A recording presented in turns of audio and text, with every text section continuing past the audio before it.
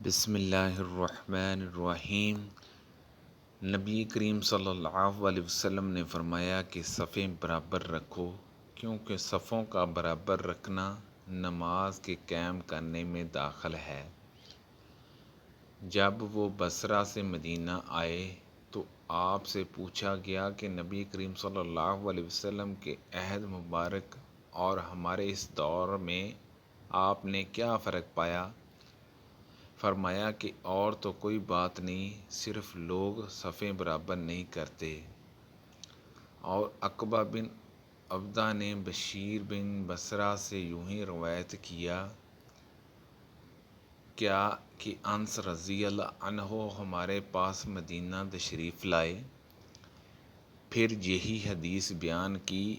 آپ نے فرمایا صفیں برابر کر لو، میں تمہیں اپنے پیچھے سے بھی دیکھتا رہتا ہوں، اور ہم میں سے ہر شخص یہ کرتا ہے کہ صف میں اپنا موڈا اپنے ساتھی کے موڈے سے اور اپنا قدم اس کے قدم سے ملا دیتا تھا۔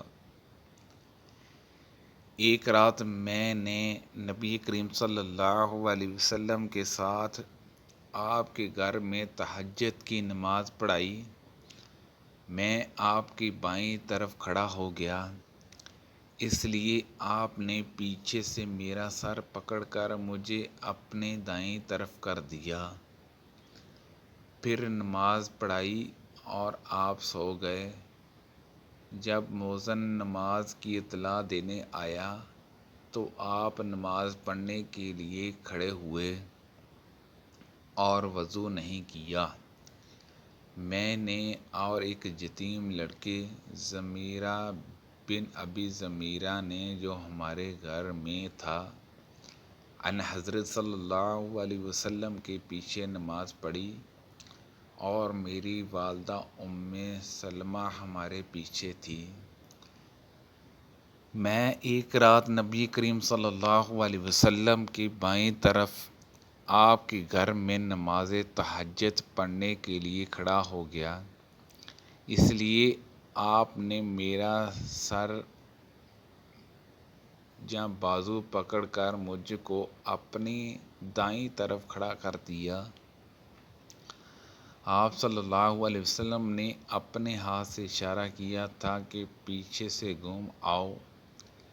رسول کریم صلی اللہ علیہ وسلم رات میں اپنے حجرے کے اندر تہجد کی نماز پڑھتے تھے۔ حجرے کی دیواریں پست تھیں، اس لیے لوگوں نے نبی کریم صلی اللہ علیہ وسلم کو دیکھ لیا، اور کچھ لوگ آپ کے اقتداء میں نماز کے لیے کھڑے ہو گئے۔ صبح کے وقت لوگوں نے اس کا ذکر دوسروں سے کیا۔ پھر جب دوسری رات آپ کھڑے ہوئے تو کچھ لوگ آپ کی اقتداء میں اس رات بھی کھڑے ہو گئے۔ یہ صورت 2 یا 3 راتوں تک رہی۔ اس کے بعد رسول اللہ صلی اللہ علیہ وسلم بیٹھے رہے اور نماز کے مقام پر تشریف نہیں لائے۔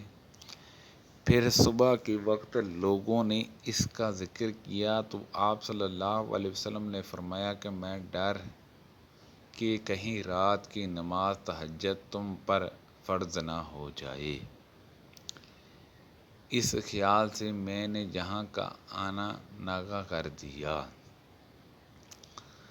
نبی کریم صلی اللہ علیہ وسلم کے پاس ایک چٹائی تھی جسے آپ دن میں بچھاتے تھے اور رات میں اس کا پردہ کر لیتے تھے۔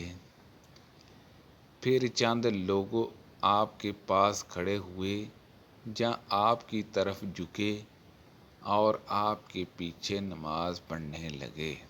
سبحان اللہ عز و جل۔ اللہ پاک سے دعا ہے کہ اللہ پاک ان حدیثوں پر عمل کرنے کی توفیق عطا فرمائے۔ اللہ پاک ہم سب کو صحت و تندرستی عطا فرمائے، آمین، بجاہ نبی الامین صلی اللہ علیہ وسلم۔